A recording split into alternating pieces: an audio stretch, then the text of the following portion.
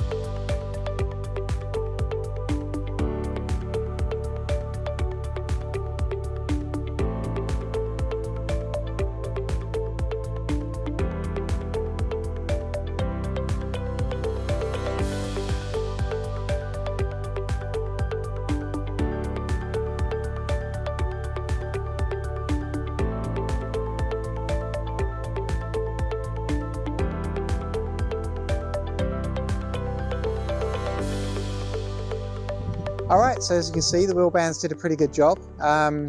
You know, I was happy that they stayed stuck to the wheel no matter what. You can see them deflecting quite a lot in the video, but that's fine. That's what they're there for. They're there to be sacrificial.